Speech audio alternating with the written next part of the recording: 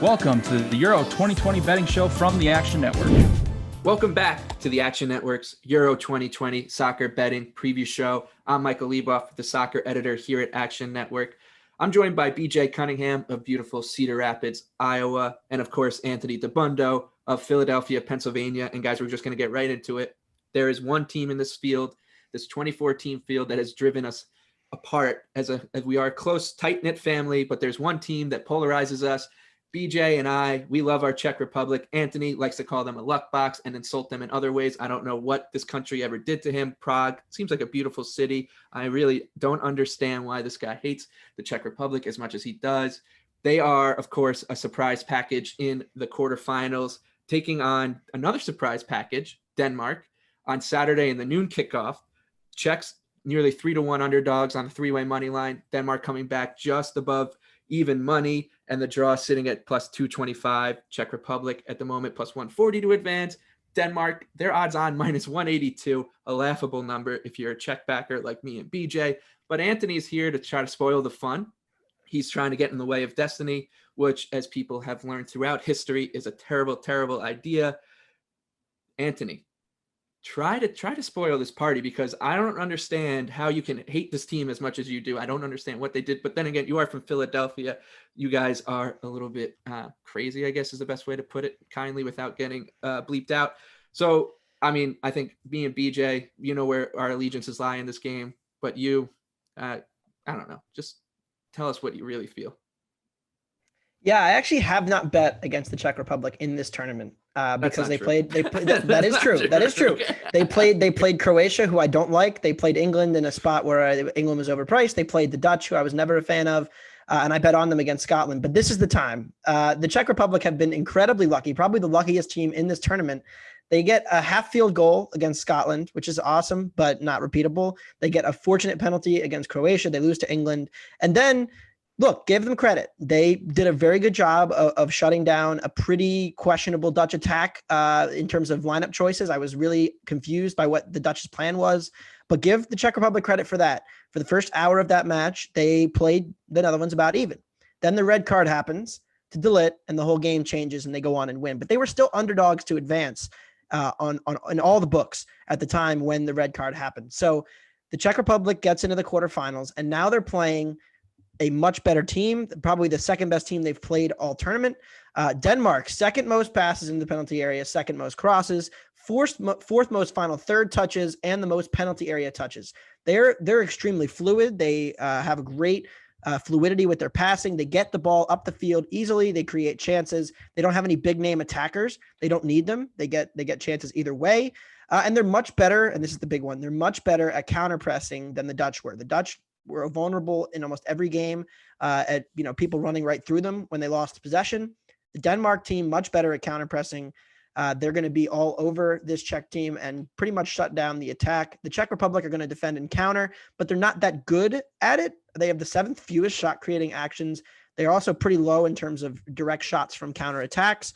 For me, look, I haven't bet against them yet, but this is the spot. Denmark money line, anything plus money is good with me. Normally, I have a Denmark future. I would get in front of it and I would say, all right, now it's time to hedge, but no, we're going even further on it. Denmark to win this, get into the semis, then I'll look to hedge. I mean, I think you're out of your mind right now, but who's someone who's pretty good at stopping fluidity is our man Thomas Souček of West Ham, as you like to call him, the Czech Fellaini. BJ, I mean, just kind of talk some sense into this guy. He's still young. He's still young and naive. Yeah, you might want to hedge, buddy, because we're going to find out who the true team of destiny is here. I mean, listen, I feel very similar about this match about how I did the Netherlands match, where the Czech Republic is probably going to sit deep in their low block. They're going to drag this match out as long as they possibly can and look to hit Denmark on the counter. And listen, their low block has worked, okay? And I don't know why Anthony won't admit it. It's worked, okay? Because the Dutch have, before the red card, only had 5 total shots in the game, 0.95 expected goals. And even against England, they only had 5 shots in the game and 1.13 expected goals. So yeah, the Dutch have all those stats that make them look great and everything. But guess what? This is the first successful low block team they're going to have to play, because Russia and Wales cannot play low block successfully. The game was wide open. This game is going to be much more compact in the middle of the field. And if you want a good snapshot of Denmark actually playing a good team, it's the second half against Belgium where Kevin De Bruyne came on and the Danes completely fell apart. So you're going to compare Kevin De Bruyne to yes, I am. Czech Republic players? Yep, exactly. Yep. I don't even think he would get into the Czech Republic starting 11, honestly. Honestly. I mean, he wouldn't play over Stoichek. That's especially with that ankle.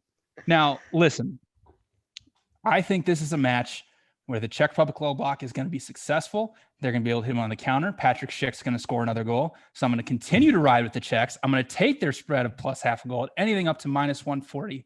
Take that, Anthony. Well, I mean, like we said, this is like the Destiny Bowl. It's the two teams that everyone thinks are the two teams of destiny. And if whoever wins will set up a match between either Ukraine, who are 4-1 underdogs to just advance, against England, who are coming back at a big price. I mean, look, it's hard to really make a path to success for Ukraine. Like they actually played all right against Sweden. Like they held what we thought was a pretty underrated Sweden attack with their front three in Czech, but it's going to be a little different against this English team, who I might add, like as Anthony was saying, Czech Republic, sure, you want to call them lucky, go right ahead. You need luck to win tournaments. I think people are overreacting a little bit to what England did against Germany. The expected goals were very similar. If Thomas Müller scores on that breakaway, that country would have been in full-blown panic mode. Instead, a couple of seconds later, we got Harry Kane scoring the final nail in the coffin. I don't think that this number for England is bettable, being honest. And I do think that if you are someone who maybe all your futures are out and you want to get back into the game, I think the Ukraine is the team to do it. They're 33-1 on to win the tournament. And yes, you're not going to win this bet, but it's fun, right? 33-1. All you're basically asking them to do is beat England, because then they get through. They're going to be playing either Denmark or Czech Republic. Yes, they'll be underdogs in that game, but if those are two very, very winnable matches, and then you're in the final, right? So there is a path. You can probably get away with doing a rolling parlay on there to advance money lines and get a better price than 33-1. But I mean, if there is one team to throw a dart at this point in the tournament, everyone else is basically in range for where they should be. It's the Ukraine. And guess what? Like, we all know what happens with England. Like, they are a team of, we want to say the Czech Republic or Denmark are a team of destiny. England or whatever are the opposite of whatever that is. But in terms of this game, BJ, where do you think that the value lies in a match that I think a lot of people are going to have trouble finding, like, you know, with such a big favorite or a team that nobody believes in, finding any value in betting? Yeah, Michael, football is now favored to be coming home, and that's a scary thing if you're an England fan. But listen, they could not have dreamed of a better matchup here in the quarterfinals, because, you know, England's defense has been awesome through the first four matches. They haven't allowed a goal, only 3.06 expected goals. And, you know, their offense hasn't really been up to par, but like Anthony said the last time we talked about England, we're going to trust the talent with this offense and the pace going forward that they have. And honestly, they should be able to penetrate a very weak Ukraine defense that's allowed 6.56 expected goals so far this tournament. And, you know, coming into this tournament, I had mentioned, and I've been wrong, you know, so far to this point, that Ukraine is overrated. And even after the group stage, I said, they haven't changed my mind. And guess what? They still haven't changed my mind, because if you look at that Sweden match, 1.1 of their 1.93 expected goals came after Sweden got the red card. So they didn't really do anything pretty much for the first 98 minutes of that match. And if you throw out the North Macedonia match in those final 22 minutes, they've been outcreated 1.9 expected goals to 5.09, which is quite awful for a team that's in the quarterfinals. So yeah, Ukraine's probably going to come out in a low block, and they're probably going to sit back kind of like they did early on against Sweden. But if England scores early, this match is going to open wide up, kind of like the Ukraine-Netherlands match in the group stage. So I actually think there's some value here in England in a blowout. So I'm going to take their spread of minus 1.5 goals, and I'd play anything plus 115 or better. There you go. BJ still thinks it's coming home. And I do appreciate your honesty by saying that you do actually bet against the team that you've been railing against all tournament, whereas Anthony over there's just lied to our faces about how he's never bet against the Czech Republic. I haven't. Exactly. Anthony, what do you think of this one? I mean, I think you're in the same boat as me. I don't know if I trust England to be able to create enough to get any separation in this one. And I think Ukraine scores at the very least. Ukraine scores in this match. So maybe both teams to score. What do you think?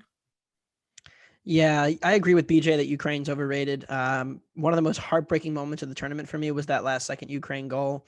The three teams I loved that were kind of underdogs were Switzerland, Denmark, and Sweden. And for a while, I thought we were going to get all three into the quarterfinals. Sweden going out really hurt. Emil Forsberg was 2 posts away from the golden boot. And Isak didn't end up getting a goal for us. So disappointing for them. But this game, I just don't trust England to break down low blocks. I mean, we saw even against Germany up 1-0, they had a chance to counter and like go for a second goal and then didn't. And it was only when they pretty much had to, when Luke Shaw broke open and like Grealish was wide open on the wing, they had to then, go for the second goal. They're just playing with the handbrake on with Leeds. So I can't lay the goal and a half. And I agree. I think Ukraine, Yarmolenko is a lot of fun. That assist to Zinchenko was awesome. Zinchenko looks like a different player for Ukraine than he does for City.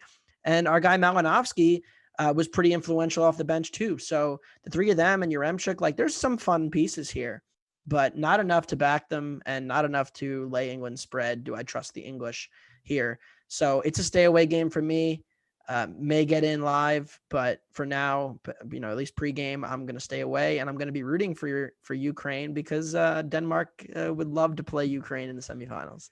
The Czechs I have not bet against the Czech Republic. The Czechs would love to play Ukraine. You can check my Action Network app, Anthony DeBundo on the Action Network app. I have not bet against the Czech Republic, but I am betting against them on Saturday.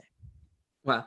Well, I mean, I think you touched on it. Like England is their best skill to this point in this tournament, I think, has been their game management, right? They get a lead and then they figure out how to kill the time, whether that lead comes in the 3rd minute or the 40th minute or the 60th minute, which makes me a little nervous, not just for them to cover a spread, but also like if you let a team hang around, who's to say they can't nick a goal at the end? So that's why I think, there is like a path, a little bit of a path to success here for the Ukraine. They have to get very lucky.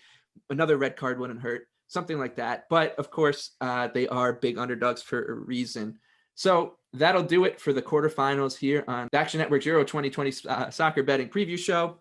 We'll see you in the semifinals where, of course, the Czech Republic will be waiting with open arms for Anthony's apology. For all the updated information on the Euros, go to theactionnetwork.com and download the Action Network app and enjoy the games.